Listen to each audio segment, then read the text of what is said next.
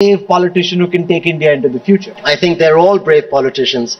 I think what Rahul Gandhi has done has also. Hello by, Devara మూవీని ban చేస్తారా? అయితే ఎందుకేమని తెలుసుకోవాలనుకుంటే వీడియోని స్కిప్ చేయకుండా లాస్ట్ వరకు చూడండి. అలాగే ఈ వీడియో నచ్చితే మాత్రం ఒక లైక్ చేయడం మర్చిపోకండి. ఇక లేట్ చేయకుండా వీడియోని స్టార్ట్ చేద్దాం. ప్రపంచవ్యాప్తంగా ఎన్టీఆర్ దేవరా మ్యానే కొనసాగుతుంది. ఈ సినిమా మొన్న భారీ అంచనాతో రిలీజ్ అయింది. ట్రిపుల్ తర్వాత 6 ఏళ్ల తర్వాత ఎన్టీఆర్ సోలో హీరోగా రావడంతో ఈ సినిమాపై భారీ అంచనాలు ఏర్పడ్డాయి. అందులోనూ కొరటాల శివ ఆచార్య ఫ్లాప్ తర్వాత ఈ సినిమాతో ప్రెస్ ముందుకు వచ్చారు. ముందుగా అనుకున్న విధంగానే ఈ మూవీ థియేటర్ వచ్చి భారీ ప్రపంచమే సృష్టించింది. ఎన్టీఆర్ ఫ్యాన్స్ కు ఈ సినిమా బాగా నచ్చేసిందని అర్థమవుతుంది.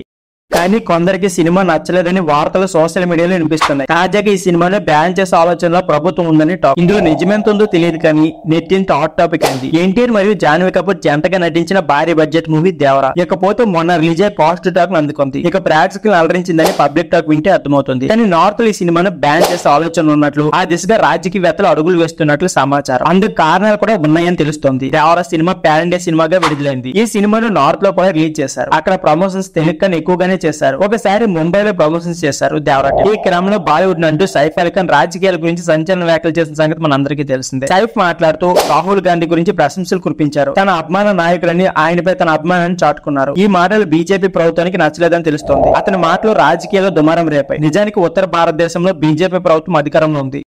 ఇకపోతే అతని మాటల వారిని నొప్పించాయని, అందుకే సినిమాను బ్యాన్ చేసేందుకు రంగం సిద్ధం చేస్తున్నట్లు ఒక వార్త సోషల్ మీడియాలో వైరల్ గా మారింది. అంతేకాదు బీజేపీ అధికారంలో ఉన్న అన్ని రాష్ట్రాల్లో కూడా సినిమాను బ్యాన్ చేయాలని నిర్ణయం తీసుకున్నట్లు సమాచారం. మరి దేవరా టీం దీనిపై స్పందించి క్లారిటీ ఇస్తుందేమో చూడాలి. ఇకపోతే గతంలో కంగనా రనౌత్ కూడా సినిమా ప్రమోషన్ టైంలో వివాదాస్పద వ్యాఖ్యలు చేసి లోనిపోయిన తలనొప్పులు తెచ్చుకున్నారు. మరి ఈ వివాదం ఎంతవరకు వెళ్తుందో తెలియదు కానీ ఈ వార్త నిజమైతే మాత్రం దేవరాకు నష్టం కలిగే పరిస్థితి కనిపిస్తుంది. ప్రస్తుతం ఈ సినిమా బాక్స్ ఆఫీస్ వద్ద కలెక్షన్ సునామీ సృష్టిస్తుంది. ప్రపంచ వ్యాప్తంగా 172 కోట్లు రాబట్టిందని దేవరా టీం అయితే ప్రకటించారు. ఇక ఈ వీకెండ్ ఈ సినిమాకు ప్లస్ అయ్యేలా కనిపిస్తుంది. సినిమాకు కలెక్షన్ మరింత పెరిగే అవకాశం ఉన్నట్లు తెలుస్తుంది. సో ఫ్రెండ్స్, ది వీడియో ఈ వీడియో నచ్చితే please like and subscribe my channel. Thank you for watching.